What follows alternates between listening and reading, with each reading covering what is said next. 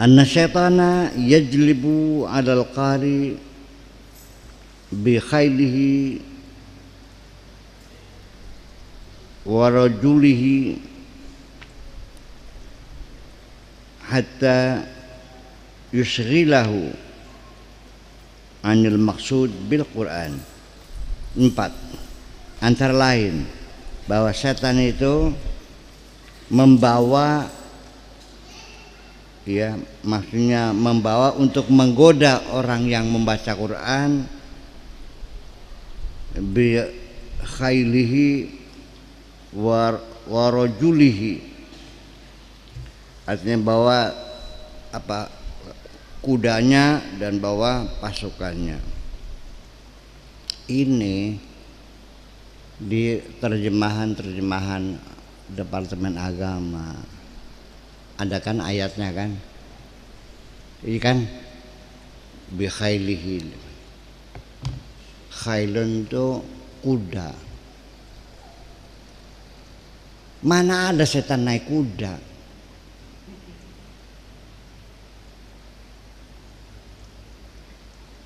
Bi khaili itu khoyal, itu khoyal, imajinasi. Setan bermain di bidang alam imajinasi. Paham mereka.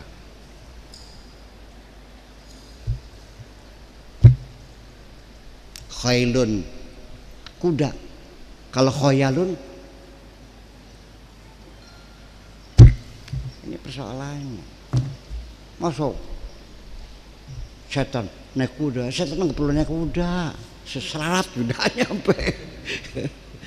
Khailun itu bukan kuda, bermain di alam khayal. Ya. Dia membangun imajinasi yang busuk dalam hatimu itu.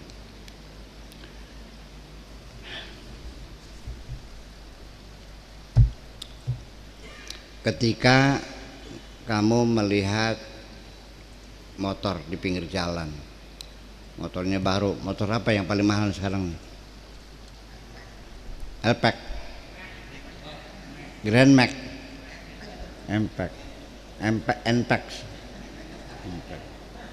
Saya nggak ngerti motor.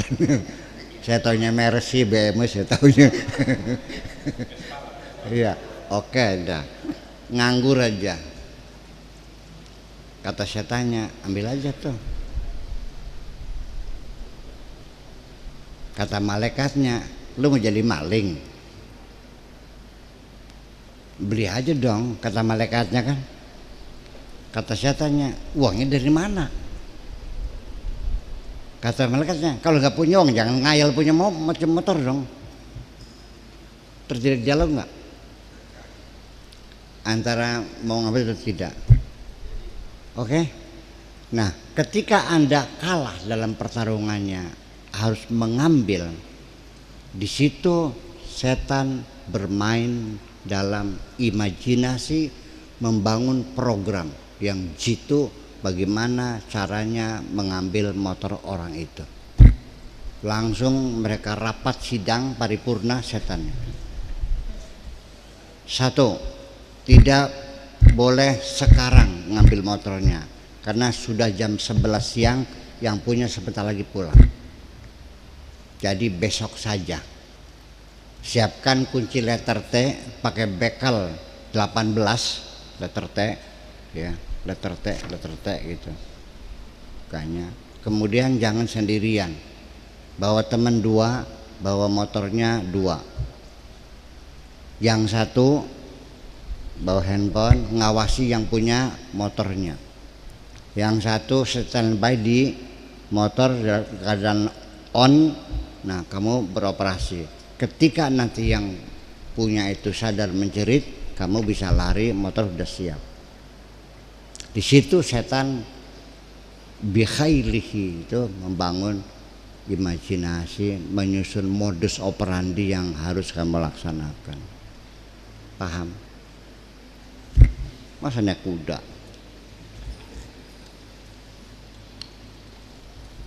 Jadi penafsir zaman dahulu, saya tidak menyalahkan, karena ilmu pengetahuan pada zaman dahulu sangat terbatas sekali. Mereka hebat, kita juga dapat ilmu segini adalah berkah dari usaha keras mereka. Saya bukan menghina orang, tidak, termasuk Imam Syafi'i. Tuh Buya Sakur tuh ngecew Imam Syafi'i itu. Saya bilang lebih hormat juga saya ke Imam Syafi'i daripada kamu, karena aku paham kehebatan Imam Syafi'i. Kamu hanya modal fanatis saja. Aku tahu hebatnya Imam Syafi'i dan aku lebih mampu menghargai beliau. Jangan sembarangan, iya gitu loh, jangan emosi dong. Gimana lagi? Ya kita maklumi yang mereka belum belajar sosiolinguistik, belum belajar antrolinguistik, belum belajar psikolinguistik, belum belajar morfologi, belum belajar hermeneutika, belum belajar filologi, belum belajar sintaksis, belum ada ilmunya. Gimana lagi? Sekarang udah muncul. Ya ilmu ini kan belum lama, baru tahun 85 baru munculnya tuh di tangan Ferdinand de Saussure di Swiss. Gimana lagi? Ya sudah. Jadi ilmu tambah lah, apalagi sekarang bangsa terima kuman-kuman segala macam itu. Mikroskop yang sudah canggih, yang dulu nggak bisa lihat yang kelihatan kan begitu. Di peneropong bintang kita sudah menemukan banyak planet-planet baru. Galaksi-galaksi mulai dihitung semuanya itu kan sama aja. Oke. Gitu. Jadi seperti itu dengan masih keterima juga. Yang nggak bisa, pokoknya masa ulama dulu salah. Nah, sejak kapan umat Islam menjadi tidak mau berpikir sehat karena dia berasumsi karya ulama salaf tidak khalaf salaf dulu tuh tidak pernah salah. Itu. Dia meyakini bahwa manusia bisa tidak salah. Paham nggak? Itu logis nggak?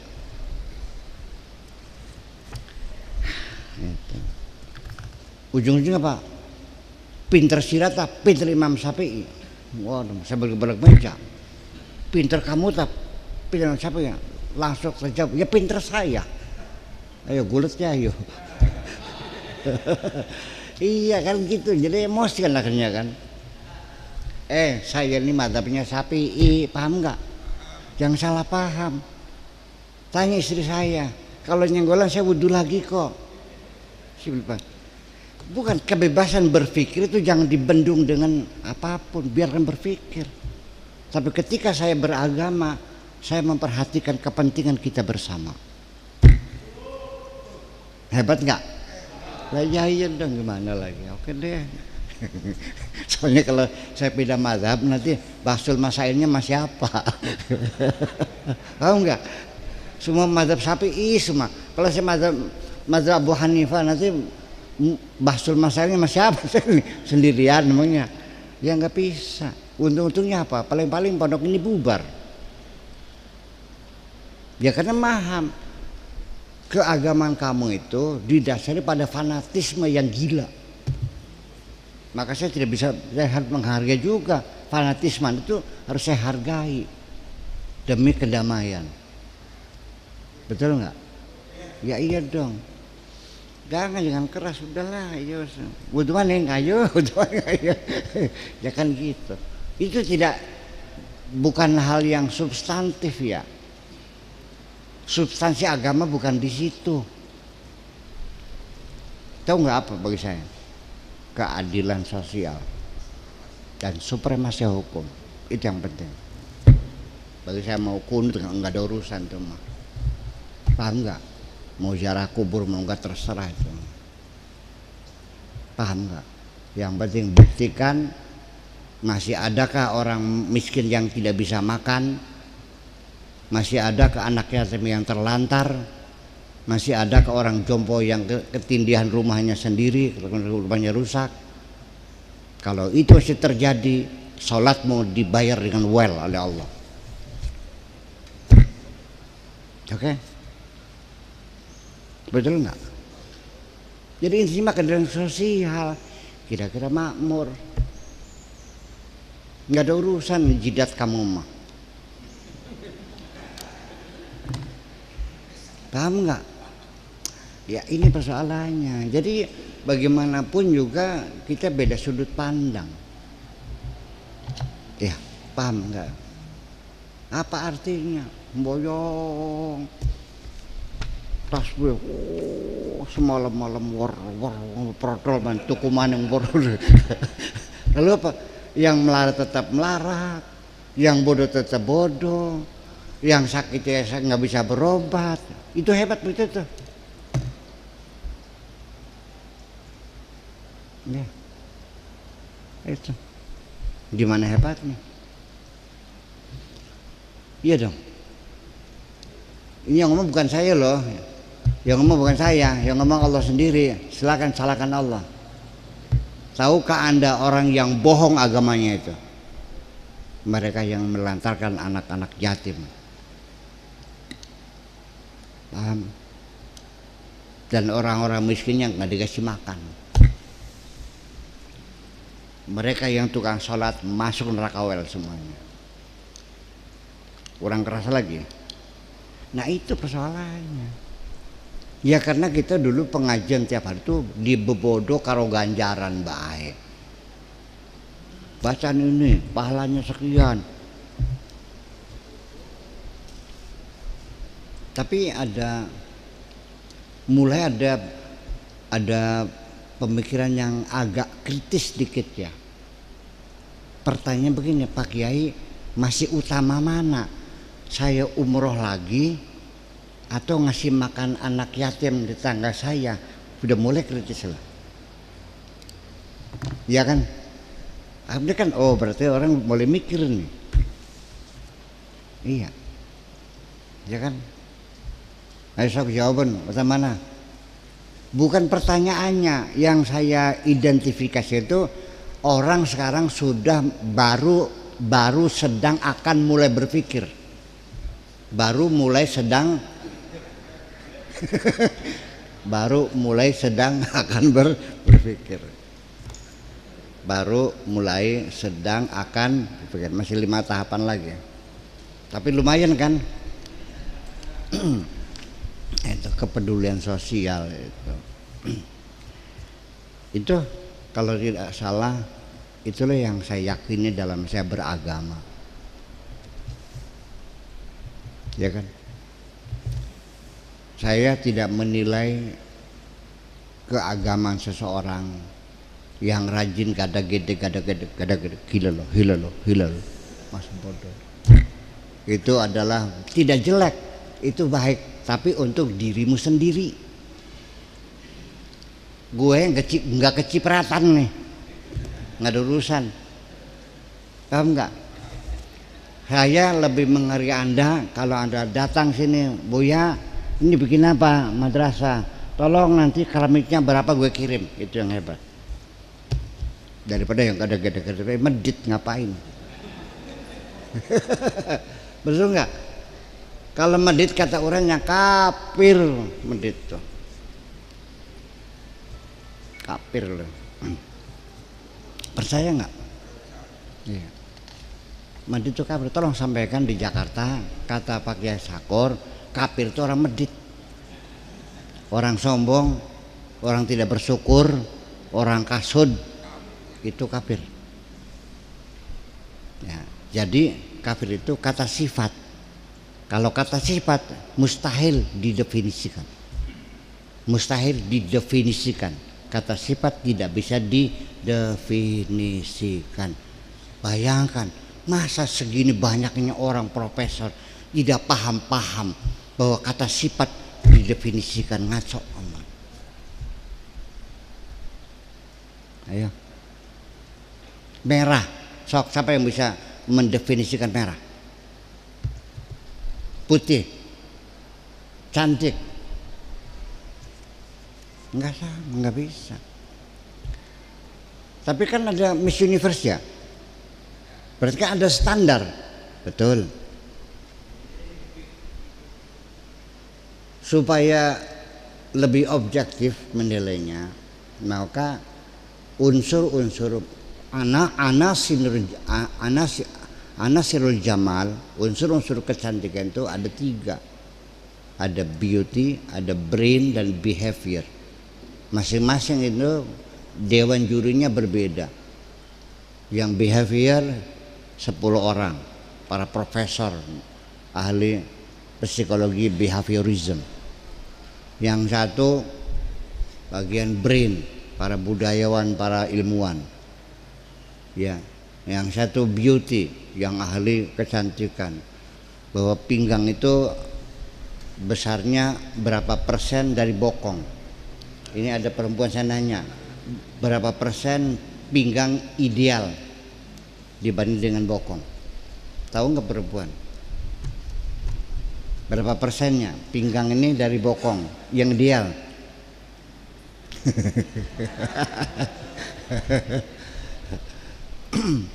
70%. Ya. Kalau pinggangnya sama dengan bokong, drum namanya.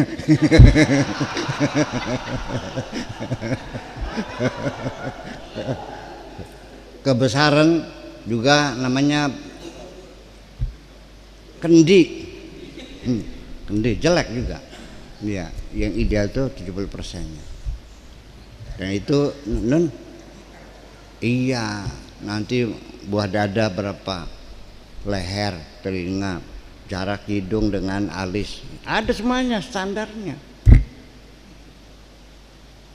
Itu, tapi tetap ketika sampai kepada aura berbeda, karena sudah nggak kelihatan mata lah. Percaya nggak? Ada nggak orang yang cantik tapi nyebelin? Ada yang biasa-biasa saja tapi sangat menarik sekali. Itu auranya beda. Makanya seringkali keputusan dewan juri itu ditolak. Nggak mungkin begini. Mereka nggak ada suap ya, mereka itu sampah suap nggak ada, jujur mereka. Tapi ya berbeda. Iya, sampai pernah ada Miss Universe orang Afrika, warnanya gelap, jangan hitam, nggak boleh, gelap warnanya. Don't say black, tapi bilangnya color. Itu bahasa etika di sana. Tersinggung bilang black, so. Oke. Nih, iya. Kenapa sih? Di mana cantiknya? Mulutnya lebar lagi, orangnya hitam, rambutnya keriting, di mana cantiknya? Ya, ya itu. Tapi itu benar diakui. Ya ternyata mereka melihat dari sudut pandang yang lebih exactly, lebih tepat, lebih persisnya tepat menilai. Saya kan hanya salah yang pandang. Suwe-suwe dia belek-belek. Iya aja bocah. Iya kan. Jadi begitu. Oh iya juga, betul juga. Itu yang tersembunyi. Nah makanya itulah makanya kita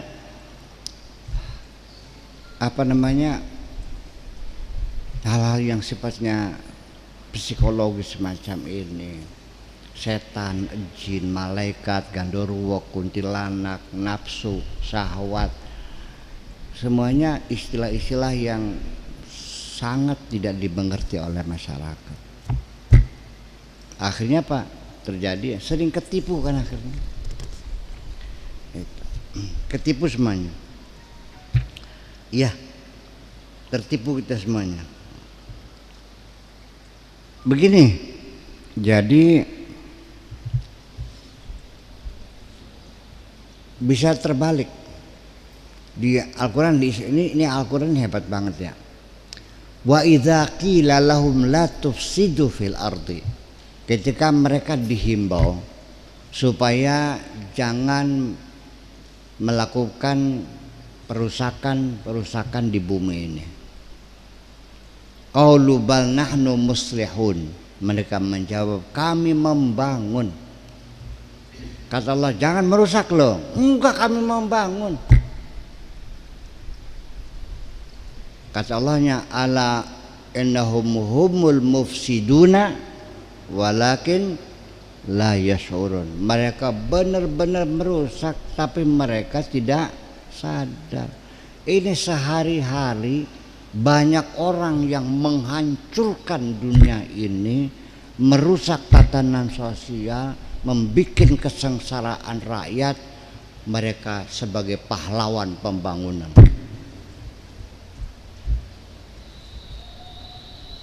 Betul nggak? Di kuburnya di makam pahlawan.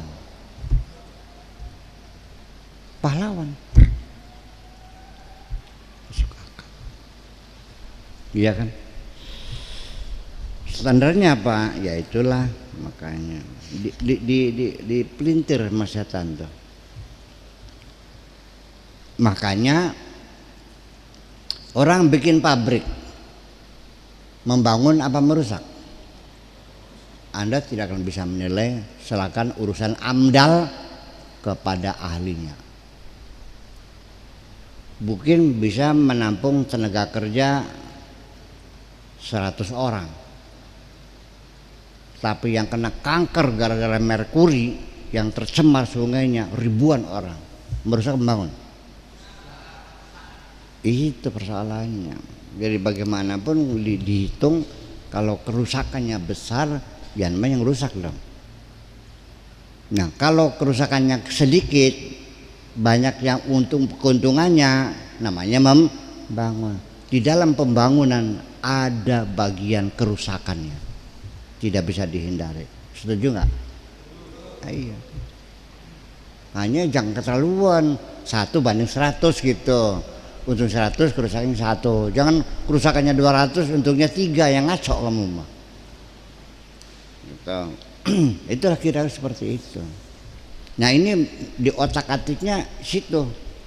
Jadi khayal itu di situ setan bermain gitu. Jadi keburukannya diminimize oleh setan tuh, supaya nggak melihat gitu. Sangat mendetail lah ini. Tapi ini masih dikaji dengan kajian psikologi ya, nggak bisa dihindari supaya tahu gitu bagaimana kita kekuatan imajinasi kita, bagaimana membangun imajinasi ya. Tapi yang saya bingung ya, di sini di daerah bicara imajinasi, bisa kan ngayal, anggapnya ngayal udah haram ngayal gitu. Ngerti nggak sih imajinasi? Iya kan, makna imajinasi aja nggak tahu kok. Sementara di sana, iya, imajinasi menyebarkan kajian psikologi, namanya psikologi imajinasi. Di sininya ngayal wis. Khayal sih berkali gitu. Itu. Oke. Kita terima realitas semacam itu. Kalau memang mereka lebih paham dengan pendekatan menggunakan bahasa Arab, bahasa Arab, mangga. Yang penting moral terbangun dengan baik. Paham nggak? Mau pendekatan dengan sains teknologi di Barat ataupun dengan Al-Quran hadis, silahkan. Mana yang masuk aja lah. Yang penting pembangunan moral kita dapat kita rasakan. Setuju nggak gitu? Ya.